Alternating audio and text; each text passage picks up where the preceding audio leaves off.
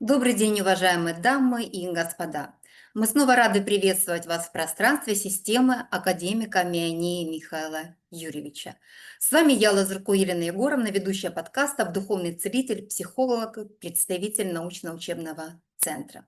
Сегодня мы продолжаем цикл подкастов «Общество будущего. Золотой век. Основные условия и задачи». В нашем предыдущем выпуске мы говорили о том, что служители у власти – это основа, на которой строится общество будущего. Мы рассмотрели суть служителей, их качества, мотивы и в целом роль в обществе. Пришли к выводу, что служители у власти могут изменить жизнь при помощи закона, но не могут перестроить внутренний мир человека. Сегодня в нашем 7-м подкасте мы постараемся раскрыть этот вопрос, поэтому начинаем новую тему формирования личности с детства. Почему это так важно? Потому что именно здесь лежат корни духовно-нравственных проблем современного общества.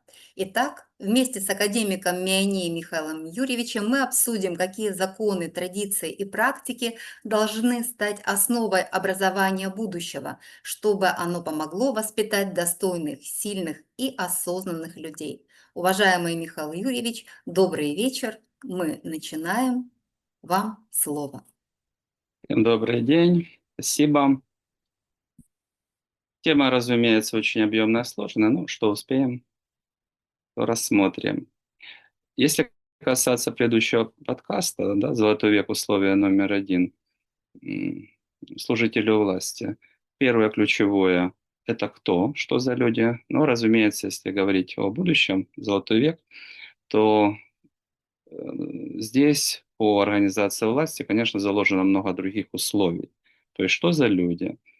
Как должна быть выстроена сама организация, да, которая будет эффективно работать?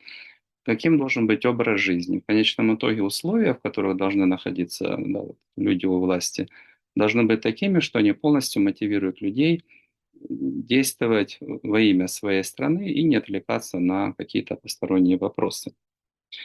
Поэтому и законы как должны приниматься решения, и, разумеется, здесь достаточно большой круг вопросов. Второе условие – это каким должен быть человек. Да? То есть совершенное общество, общество будущего – это прежде всего совершенный человек. Что это за человек?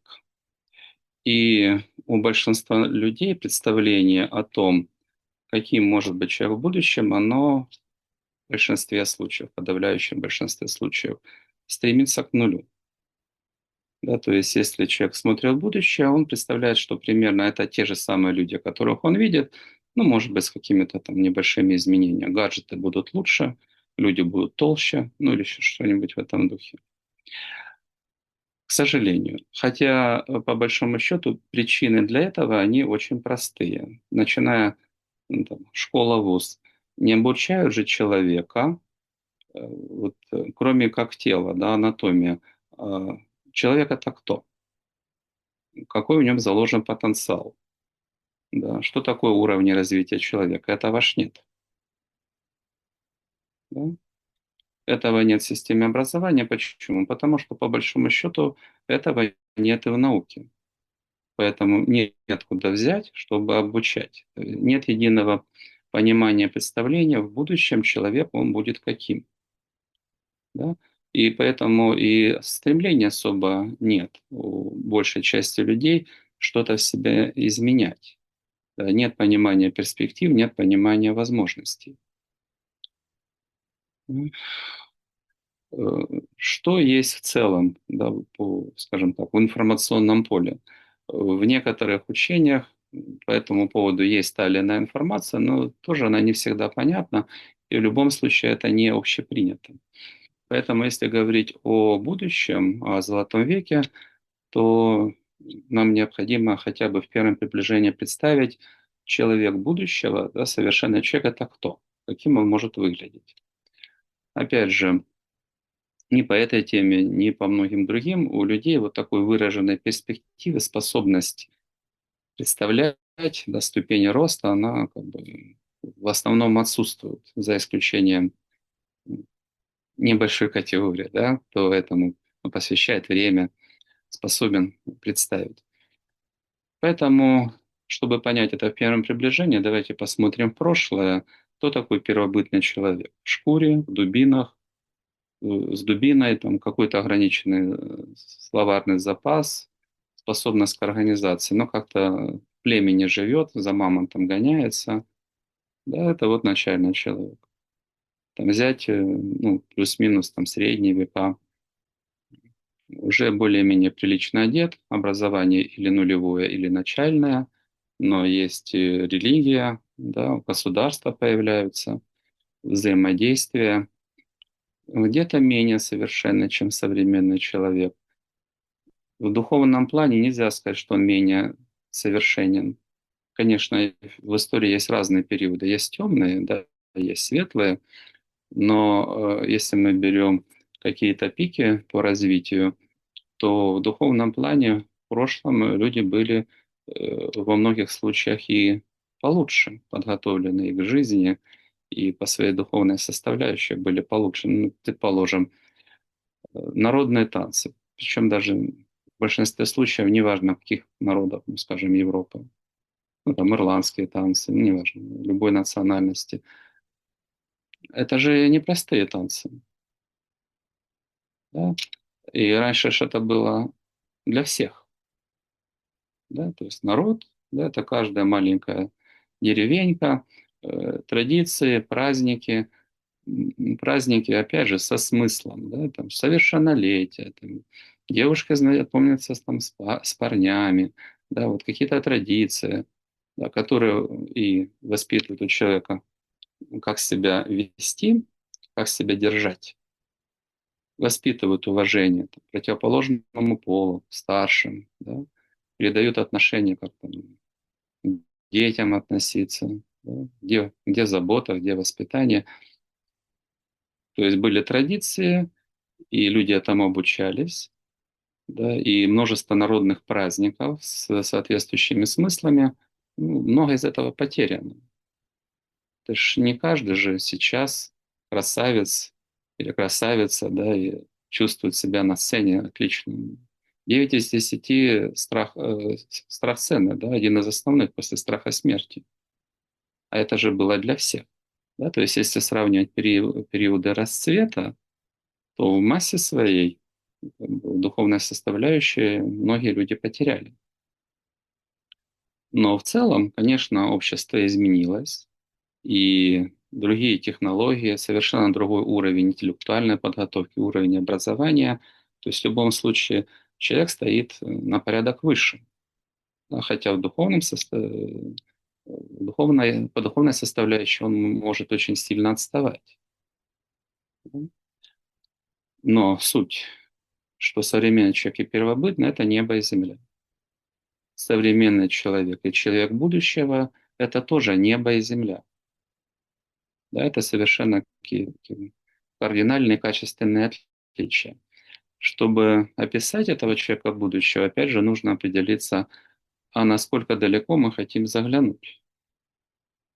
Да? И если мы сейчас будем говорить, то в основном это ближайшие десятки лет, это ближайшие уровни развития. Да? Если вот сейчас как бы основа общества, скажем, второй уровень, современный человек, да, то третий, четвертый уровень, что это за люди. Да? Если подниматься дальше, то это вплоть по легендам, по преданиям Атланты, да, могли там чудеса творить, взглядом вещи тяжелые, многотонные перемещать. Но это как бы отдельная история, это далеко-далеко. А ближайшие десятилетия, там, столетия, да, десятилетия в большей степени, то человек будущего — это кто? Качественное отличие, если брать по уровням, да, это вот отсутствует в науке четко выраженная система координат. Но желательно представить, человек первого уровня — это человек, который работает руками. Человек второго уровня — это уже более сложные специальности, да, и управление, программирование. Человек, он умеет взаимодействовать с другими людьми, выстраивать договорные взаимоотношения, там, связи всевозможные. Человек, который, ну, любит комфорт, он и обустраивает жизнь, чтобы она была комфортной. Качественное отличие человек третьего уровня — это кто? Это человек, который кроме законов материального мира, социального мира, он изучает законы духовного мира, духовный мир, как он устроен, да, и устроен на уровне энергии. Да, где-то там в буддизме, в брахманизме, да, есть соответствующие изображения, там, тонкие тела, чакры, там, потоки всевозможные. Мало кто понимает, что это такое. То есть науке это в полной мере задача не решена. Но в будущем эта задача будет решена. Фактически основная задача науки будущего — это изучение духовного мира. Да? То есть подавляющее большинство верит, что есть душа. Что такое душа, мало кто знает. Верят там ангелы и так далее, чудеса, видели, общались, записывали, кто это такие, как они устроены, как вообще устроен и работает духовный мир. Мало кто знает и понимает, но наука будущего на это в любом случае ответит. Да, поэтому третий уровень человека, он познает духовный мир, познает духовные законы, познает возможности, которые духовный мир дает. Когда он формирует, учится работать с энергией, формирует избыток энергии, у него появляется возможность раскрывать способности. Да? Принципиальное отличие — работа с энергией осознанно. Да, вот, скажем, люди, которые показывают чудеса йоги, там, кислотой его обливают, он от удовольствия кряхтит, одежда разлазится, расплавляется, а ему ничего, да, или закопали там в землю, через 2 месяца откопали, и ему все хорошо. И, собственно, боевые искусства, да, там, Шаолинь и так далее, они же основаны на работе с энергией. И когда есть избыток энергии, можно раскрывать способности. Потому что, чтобы у нас там, что бы мы ни хотели, для всего этого нужна энергия, ну как электричество. Есть избыток, мы можем раскрывать таланты, способности, испытывать более сильные состояния, чувства. Не хватает энергии или ниже ватерлинии, человек лежит пластом и с трудом дышит.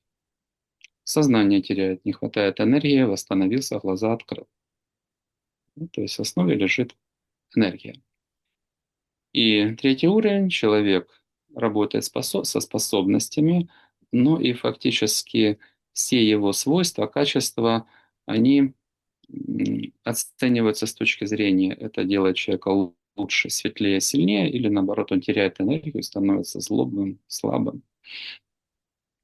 Да, это третий уровень. Если брать там, в различных учениях, это воин, да, сильный человек, бесстрашный. То есть человек, который учится работать со своим внутренним миром, перестраивать свой внутренний мир, освобождаться от всего, что делает его слабым, что мешает ему идти вперед, и нарабатывать все необходимые позитивные свойства. Если идти чуть дальше, что, на Тибете обучают, да, скажем, целительству. То есть профессия будущего — это духовное целительство, это видеть проблему, что там произошло внутри человека, и решать эту проблему на уровне энергии. Работать с первопричинами, предположим, если негативная какая-то энергия, ну, неважно, почки, печень, колено, что угодно можно делать, она же не уйдет. Да, можно, конечно, как-то физиологический процесс активизировать, что-то компенсировать, но причина боли, она остается. Если человек это видит, он просто это может убрать, или он знает, как это сделать, к каким там силам обратиться, все это уходит. Да? Поэтому духовный целитель — это одна из профессий будущего, напрямую может работать с сознанием человека, менять программу, да, помогать человеку менять программы, и его действия, благодаря, что у него супер инструмент, способности, да, это огромное число приборов, которые проводят диагностику. Вот целитель может просто это видеть, может слышать ответы напрямую. Да?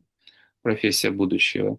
Еще следующая профессия будущего — это духовный учитель. Человек, который помогает, да, познавать духовный мир, позволяет изменяться. Да? Четвертый уровень, да, духовные учителя или в брахманизме жрецы — это люди еще на порядок умнее, на порядок сильнее, на порядок ближе, да, к высшим силам. И эти уровни идут дальше, дальше, дальше. Но в любом случае качественное отличие человека будущего состоит в чем? Сейчас нет понимания, где добро, где зло, однозначного, общепринятого. Да, опять же, в науке эти вопросы не решены. Да, или выполняя заказ, нужно вообще размывать все грани разумного, вводить там неисчисляемое число полов и так далее. Да? Но в будущем четкое должно быть понимание, что такое добро, что такое зло, что такое уровни развития. И человек начинает целенаправленно изменяться к лучшему, освобождаться от зла, становиться светлее и идти по уровням вверх. И опять же, если мы говорим о будущем, то каждый мечтает о своем будущем. Обыватель мечтает об обывательском рае. Но фактически, что такое обывательский рай? Я хочу хорошо отдыхать и вкусно кушать, и как бы остальное не волнует. Если остальное не волнует, то обывательский рай, он вырождается во что? Власть остается у крупного капитала, для кого все остальные люди, по большому счету, то же самое, что корм для рыбок. И если нужно отправить обывателя на убой, его подняли, на убой отправили. А он может мечтать об обывательском рае. Или точно различные другие категории, которые нерациональные, неправильные. Да, если мы говорим о будущем, то человек будущего сам по себе светлый, сильный, позитивный, и он сам по себе светлый, сильный, позитивный, он живет максимально насыщенной и счастливой жизнью. Это отдельная история, всему нужно обучать. Да, как находить, не терять друзей, выстраивать взаимоотношения, это неважно, по личной жизни, в любых других сферах этому нужно обучать. Но и в том числе он является опорой, основой, чтобы общество было устойчивым. Да, для этого он не может быть, в принципе, безразличным к тому, что происходит в обществе. Да, для этого он должен влиять на происходящие процессы, да, должен быть заинтересованным. Если он берет ответственность, он может, да, при определенных условиях поддерживать необходимое состояние общества. Если он ответственность с себя снял, обыватель, слабый человек, от меня ничего не зависит, да, с этих пор от него уже больше ничего не зависит. Он корм для хищных рыбок. И человек эту роль выбрал сам. Ну, другое дело, что, конечно, ему выбора особо не дали, да, не обучали с детства. Поэтому, если мы говорим второе условие золотого века, совершенный человек, а чтобы он был совершенным, как его сделать совершенным? Да, его нужно формировать. И, конечно, лучше формировать с детства, потому что взрослого человека нужно уже переучивать, перевоспитывать. Это на порядок более сложная задача. Да? Поэтому второе условие совершенного общества — это совершенный человек. Второе условие — совершенный человек и формирование его как личности, как совершенного человека с детства. Если говорить о том, почему в современном обществе достаточно много духовно-нравственных проблем, для этого как бы, просто можно посмотреть статистику, да, сколько психоэмоциональных проблем, там, физиологических проблем,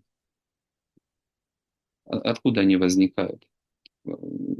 Есть категория людей, которые ставят для себя личной целью личностный рост, да, достижение определенного состояния души и достижение определенного физического совершенства. Не обязательно там супер-пупер быть мистер Вселенная или миссис Вселенная, но, по крайней мере, не болеть, чувствовать себя отлично и быть эффективным, да, работоспособным.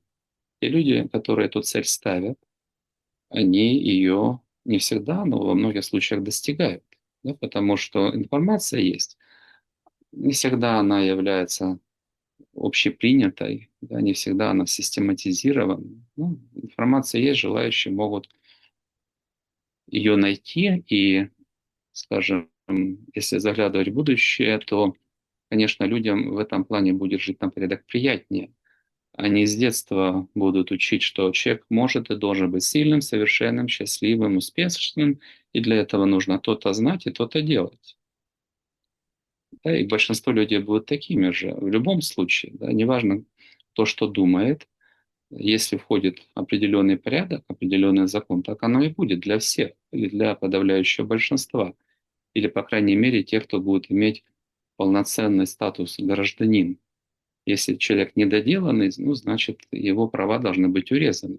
Ну, зачем давать право голосования алкоголикам, бандитам, наркоманам? Зачем? Это асоциальный элемент. Они должны быть ограничены в правах. Да, полноценные права э, должен обладать только человек, который приносит пользу обществу, и он позитивный, да, он адекватный, тогда общество будет двигаться в позитивном направлении.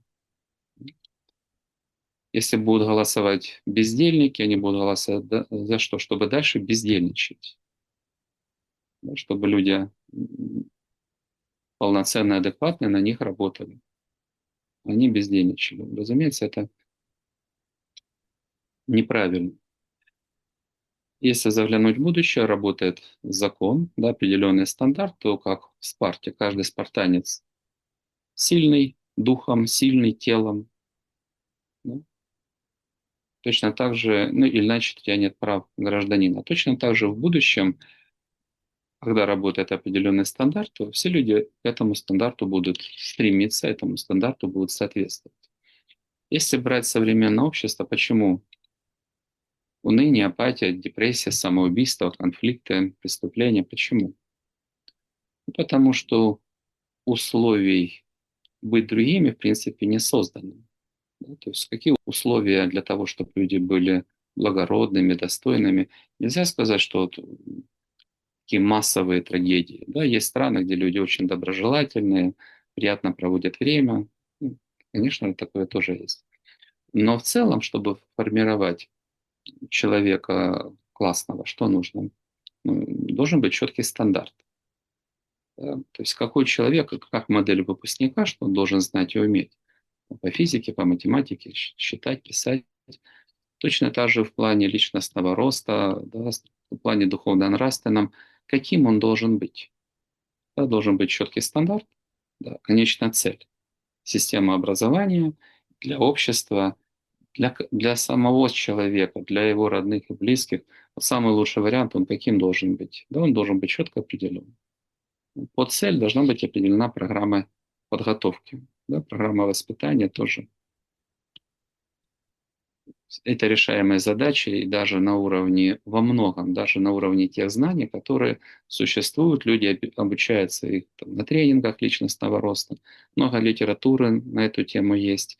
Но наука до этого не дошла, да, чтобы в полной мере оценить роль этих знаний. Ну и, конечно, следующий сложный вопрос – это перестроить систему образования. Даже понятно, что хорошо, успех и счастье процентов на 85 определяют личные качества. Да, но чтобы перестроить систему образования, какие затраты? Да, сколько преподавателей нужно подготовить, и сколько преподавателей нужно перепрофилировать, и вообще как это переоценить ту систему, которая работает сейчас, да, с учетом, что процентов 90 полученных в средней школе знаний человек потом в жизни не использует. Да, это сложно все перестроить. Да никто особенно этого и не делает, да, потому что такое духовный мир, задача в науке не решена. Нет оснований для того, чтобы перестраивать что-то в этом направлении. Поэтому нет стандарта, нет программы подготовки, по большому счету нет заинтересованности тех, кто удерживает власть. Да, по большому счету крупный капитал, потому что для них лучше, чтобы люди были батарейки, а не сильные, достойные, благородные, с мнением которых нужно считаться. Да, потому что если человек сильный, он не будет что-либо делать против своих убеждений, против своей совести. Да, если он понимает, что, ну, неважно, там, какой-то правитель, министр, ну, чиновник какой-то, он не прав, он недостоин уважения, он найдет способ, как его наказать, как его сменить. Но если у человека есть ответственность и сила, если у него нет ответственности, нет силы, и общество, оно в целом не выстроено на так, чтобы вот согласованно, как единое целое. Да? Народ, элита и власть, они не работают сейчас как единое целое. Да? власть работает во многих случаях против народа, не всегда, во многих случаях против народа.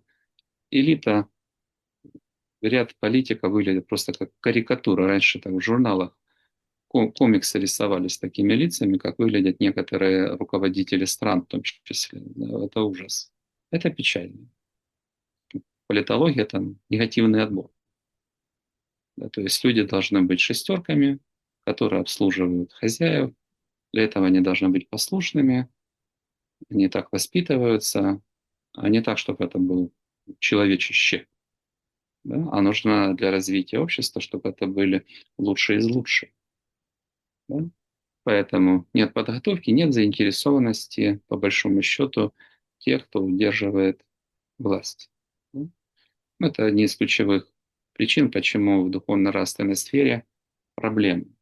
То есть задача глобально не ставится как значимая, чтобы ее можно было бы решать. Хотя есть отдельные там фонды, отдельные институты, да, для которых это важно, они в этом направлении стараются работать, но полноценно с точки зрения научных теорий задача не решена. Непонятно, как устроен духовный мир, непонятно, как устроено сознание человека, да, до сих пор. Это ключевые вопросы, которые нужно решить. Так, следующее. Если наша цель и наша, не только наша, да, в идеале, это должна быть цель общества в целом, всех людей, которые желают ему блага. И большинство ж духовных учений, они для этого создавались. Да, и там в пророчествах о чем говорят. Темные времена должны быть закончены, да, зло должно быть повержено, правители темные должны быть опущены в самые нижние круги ада и за решетку на все оставшиеся века. Да, то есть должен наступить золотой век, да, должны наступить светлые времена. Все, кто виновен, получат по своим заслугам. Да.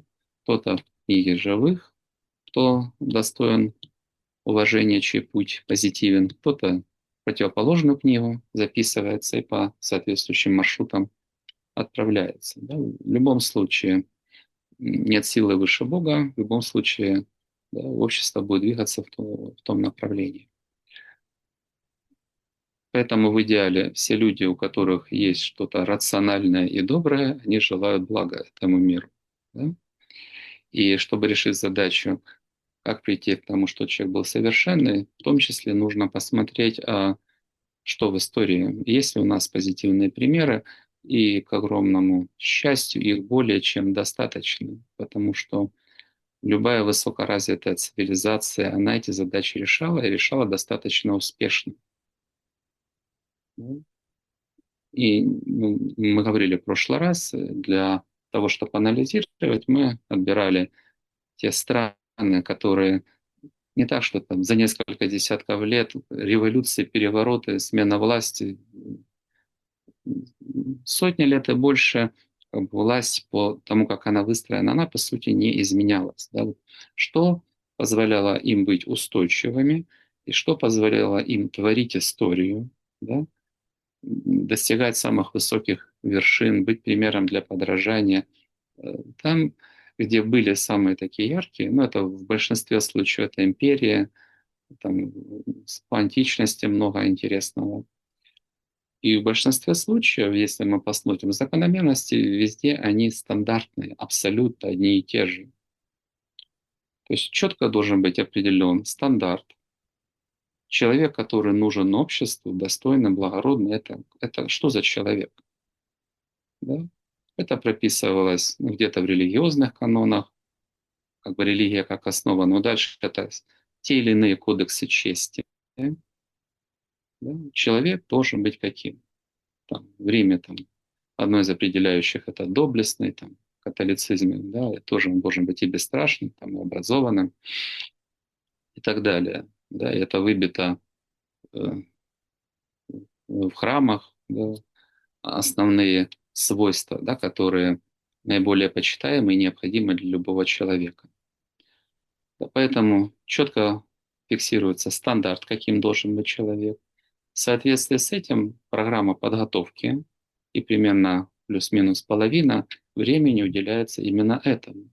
Да, и полноценное физическое воспитание, предположим, рыцари там, зайти в некоторые музеи, доспехи для пятилетнего мальчика, семилетнего мальчика. Они с детства доспехи, физические упражнения, да, там по оврагам побегать, да, на лошадке скакать. И человек нарабатывает с детства огромную силу. Да, в том числе там, фантастические достижения, имен не помню, но в доспехах, которые весят 50 килограмм, да, оперевшись на копье, перелететь через 3 стоящих рядом лошади, да, в доспехах. Да? Или Лавалет, великий магистр Мальтийского ордена, в 72 года месяцами сражался вместе с остальными рыцарями. По преданию даже не спал, а только молился. Это давало ему силы. Поэтому физическая подготовка, этическая подготовка. Вот не может человек, да, вот власть, она может перестроить закон, но она ж не может, вот закон перестроился, и человек стать там, обладателем изысканных манер и тонким знатоком этикета, он не может стать. Он не может, он может научиться не бросать окурки, потому что 500 долларов штраф нужно заплатить, да, или совершать какие-то другие негативные поступки. Среда окружающая будет его, конечно, выравнивать, да, он не сможет ее игнорировать. Она вынуждает его принимать решения. Но чтобы нарабатывать какие-то свойства, человек должен целенаправленно обучаться. Если манеры, ну это отдельная дисциплина, отдельный курс, большой курс. Научиться владеть собой так, чтобы все проявления человека были красивыми, да и понимать, как правильно, как разговаривать. Ну, научиться работать с энергией — огромный курс, огромная программа. Выстраивать взаимоотношения — огромный курс, огромная программа. Предположим, на примере взаимоотношений. Сколько браков распадаются, женятся по любви, прошло несколько месяцев, и что? Люди необученные, да, с неправильно выстроенными представлениями, проявлениями, неспособные к компромиссу. Года не прошло, не сошлись характерами. Огромное число браков распадается. А чтобы взаимоотношения складывались, первое, что нужно быть, если комплексно, приятным собеседником, уметь слушать, уметь не перебивать, быть корректным, не давить на болевые точки, не выпрыгивать, извините, из штанишек, если с чем-то не согласен. Да? Ну, что такое первый этап развития взаимоотношений? Приятная беседа, которая ни к чему не обязывает. И это тоже непросто. Кто-то перебивает, кто-то крутит головой, общается, рассматривая, что там написано в смартфоне. Много свойств. Первый этап — комфортный собеседник, много свойств. Второй этап — взаимопомощь. Да? Быть надежным. Если человек эгоистичен, он не может этого делать.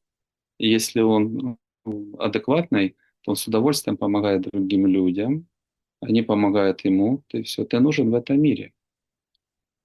Но не каждый это сделает. Не каждый помощь предложит, и не каждый с удовольствием поможет. А если у тебя этого нет, то остается, конечно, открываешь ночью форточку и воешь на луну, если нет ценности взаимоотношений.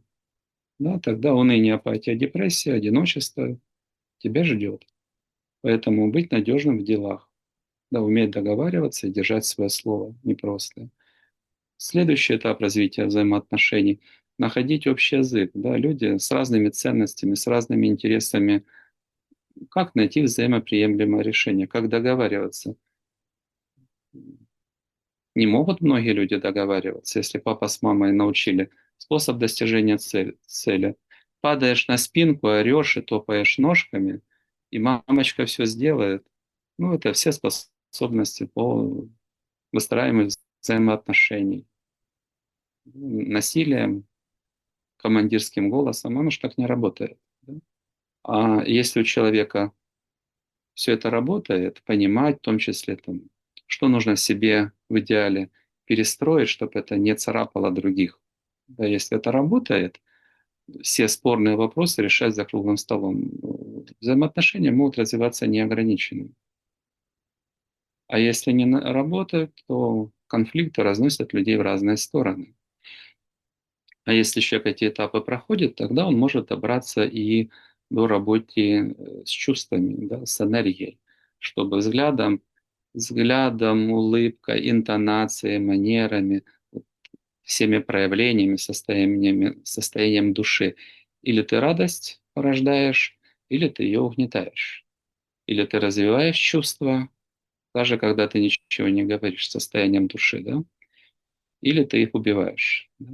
Но для этого предыдущие этапы должны быть закрыты. И за каждым из них, за этим этапом, множество свойств. Этому нужно обучаться. Никакой закон не может человека чему-то обучить. Человек должен проходить подготовку. Вот эти и многие другие вопросы, необходимые жизненно для каждого человека, они должны быть в программе обучения. Поэтому лучшие примеры истории, четкий стандарт, программа подготовки и далее все, что нужно для жизни, человека обучают.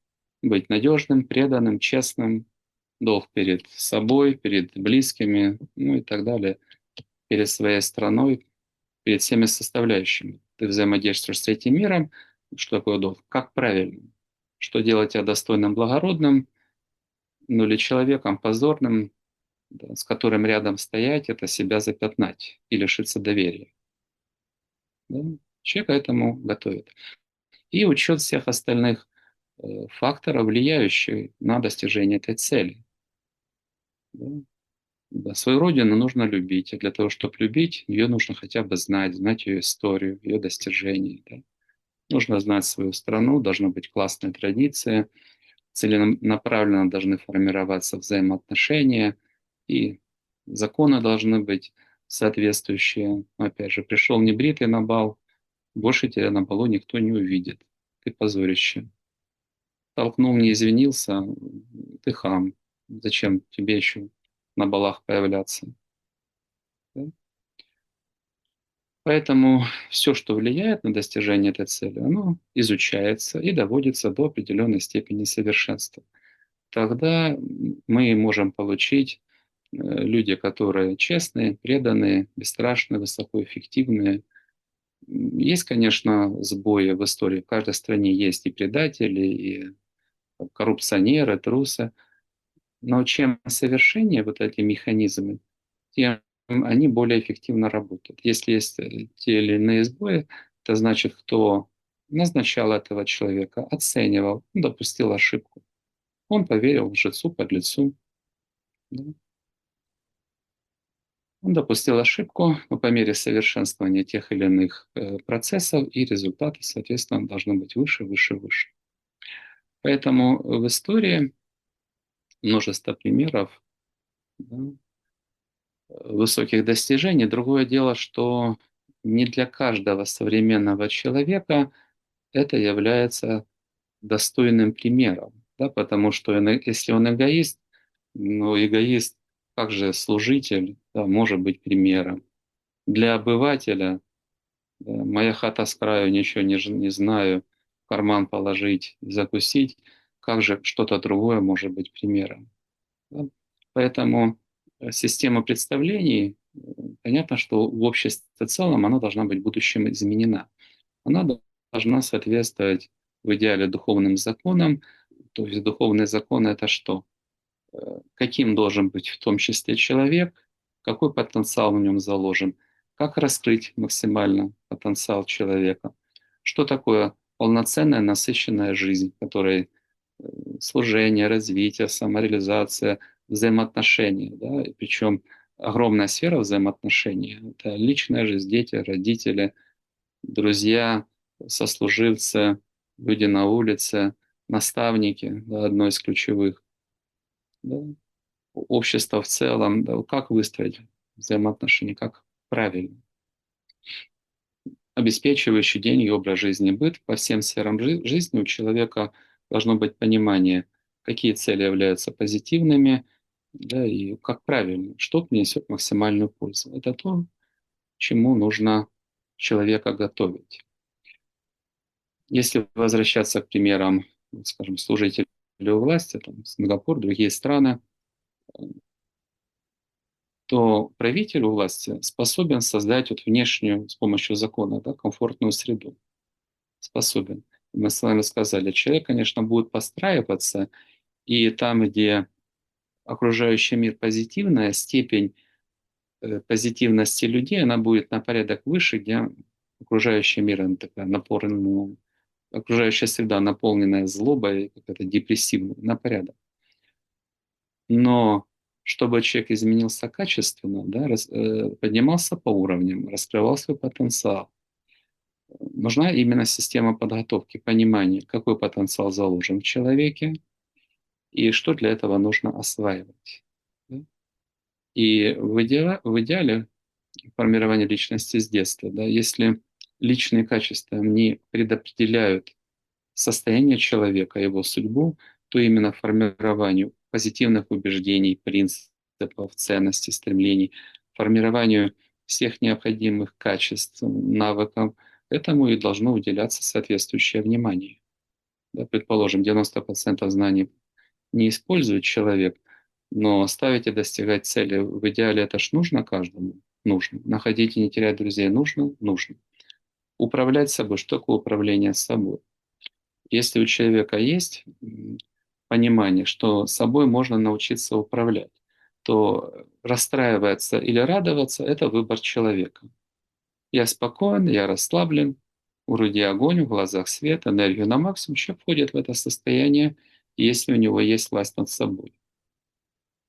Если у него власти над собой нет, его внутренние проблемы, ну или демоны раздирают в разные стороны, он может биться в истерике, там, холодеть от ужаса, но это чисто его внутренний мир, это его персональная ответственность, кого он там постелил и что он с этим делает. Но если он не обучен, не тренирован, он с этим ничего сделать не сможет. Да? В некоторых странах человеку дают там год-два типа отдохнуть, восстановиться, да, вошел в состояние депрессии, иди восстанавливайся. Но это же все ж психоэмоциональные характеристики, это все можно нарабатывать целенаправленно, но только этого пока не хватает. Ну, собственно, по ключевым моментам, по большому счету, мы прошли. Да. Может быть, единственный как бы заключительный вопрос, который есть смысл еще осветить, что мы делаем с точки зрения, вот как к этому прийти. По большому счету, мы не удалось найти каких-то других вариантов. Мы единственная организация, которая все эти вопросы решает в комплексе. Да?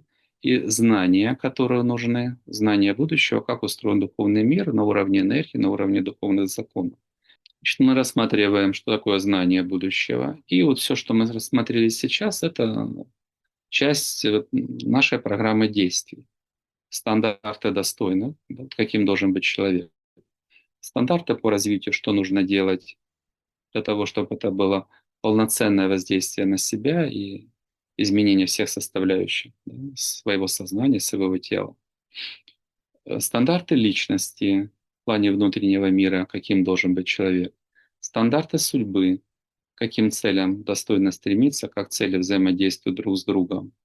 Не так, чтобы работа против семьи, семья против друзей, а чтобы это шло во взаимоусилении. Это стандарты, это обучающие программы, и в зависимости от уровней, второй уровень, чтобы можно было бы закрыть, это курсы формирования личности, стандартный коучинг, третий уровень и выше духовные практики, ну, и некоторые наши другие программы. Это программы обучения. В конечном итоге все остальные условия традиции, творчество, образ жизни, мы все это моделируем, да, и огромный опыт, огромный путь прошли в рамках наших организаций. И в конечном итоге у нас разработан проект э, образования будущего, реформирования образования, каким оно должно быть в будущем, как оно должно развиваться, изменяться по этапу. И наша задача, конечно, пройти достаточно еще большой путь. То есть вначале и знания должны получить признание в науке, и методики, техники, учебные программы.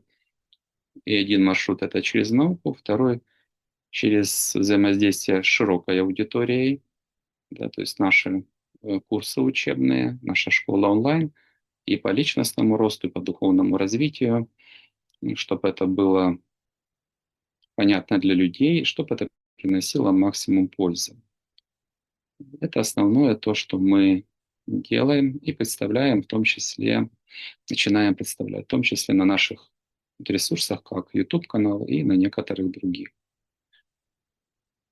Поэтому в заключение хотелось бы сказать, я надеюсь, что почему совершенный человек, общество — это люди, да, почему совершенный человек — это обязательное условие золотого века, как-то золотой век не вяжется с бомжами, алкоголиками и наркоманами, и просто людьми, которые не воспитаны, себя неэтично ведут, ну и так далее. Убогими, некрасивыми и душой, и телом.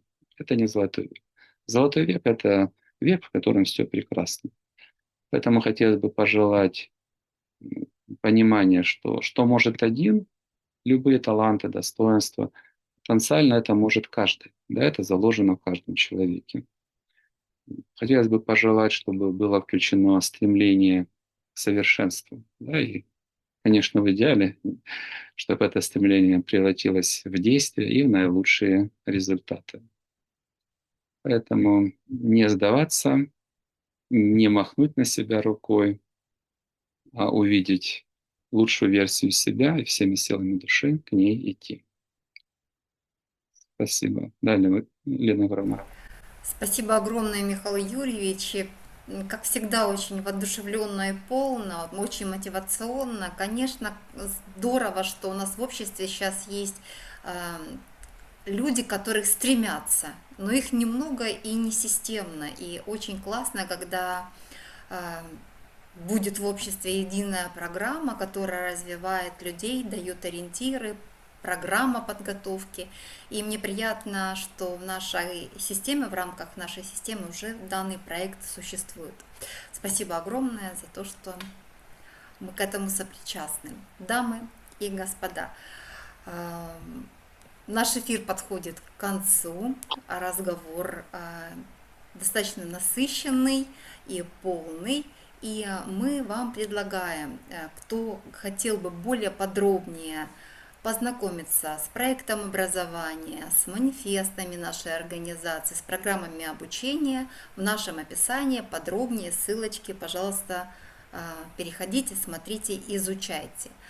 Мне особо приятно представить, что открыт на данном этапе набор на курсы «Основные духовные практики». Благодаря этим курсам можно познать многое о себе, там системные знания, методики и техники, при помощи которых можно изменить себя, свою судьбу и организацию к лучшему. Пожалуйста, также по ссылочкам проходите, записывайтесь, подключайтесь. Если есть вопросы, обращайтесь к нашим специалистам. Пожалуйста, друзья, подписывайтесь на наш канал, делитесь своими мыслями в комментариями, следите за нашими выпусками, вместе мы формируем наше будущее. Итак, Михаил Ильич, спасибо большое за приятный и полезный разговор, беседу. С вами была я, Лазурко Елена Егоровна, духовный целитель и ведущий курсов «Основные духовные практики», и академик, исследователь, автор уникальных методик, знаний, основатель системы развития человека Миани Михаил Юрьевич. До новых встреч! Спасибо. Всего доброго. До свидания.